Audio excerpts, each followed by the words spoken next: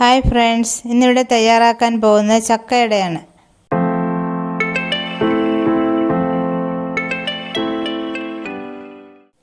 ആദ്യമായി കുരുവെല്ലാം നീക്കി വൃത്തിയാക്കിയ ചക്ക ഒരു കുക്കറിലേക്കിട്ട് അരക്കപ്പ് വെള്ളവും ചേർത്ത് 2 വിസിൽ വരുന്നവരെ വേവിക്കാനായി വയ്ക്കാം.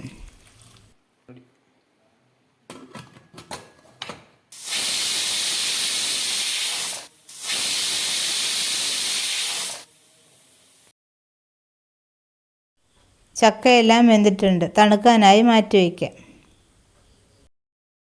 ചക്ക തണുത്തതിന് ശേഷം ഒരു പാത്രത്തിലേക്ക് 1 ഗ്ലാസ് വറുത്ത അരിപ്പൊടിയും 1/4 കപ്പ് ചിരകിയ തേങ്ങയും 1/4 ടീസ്പൂൺ ഉപ്പും 1/2 ഗ്ലാസ് ശർക്കരപ്പാനിയും 1/4 ടീസ്പൂൺ ചുക്കുപൊടിയും 1/4 ടീസ്പൂൺ ഏലക്കാപ്പൊടിയും വേവിച്ചു വച്ചിരിക്കുന്ന ചക്കയും ചേർത്ത് നന്നായി കുഴച്ചെടുക്കാം.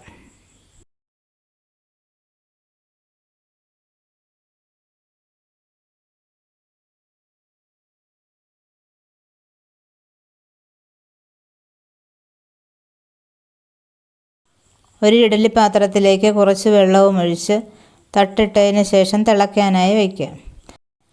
വെള്ളം തിളയ്ക്കുന്ന സമയം കൊണ്ട് ഇതുപോലെ ഇല മടക്കിയതിന് ശേഷം മാവ് നിറച്ച് മടക്കിയെടുക്കാം.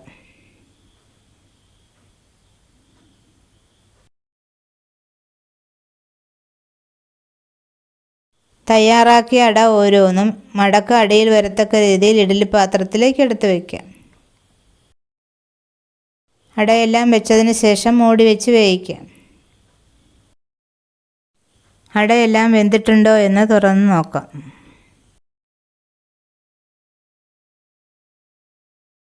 ഇരുപത്തഞ്ച് മിനിറ്റ് കൊണ്ട് ചക്കയടയെല്ലാം വെന്തിട്ടുണ്ട്.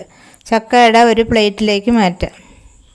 ഇപ്പോൾ നമ്മുടെ ചക്കയടയെല്ലാം ഇവിടെ തയ്യാറായിരിക്കുന്നു. ഈ വീഡിയോ ഇഷ്ടമായാൽ ലൈക്ക് ചെയ്യാനും ഷെയർ ചെയ്യാനും കമൻറ്റ് ചെയ്യാനും മറക്കരുത്.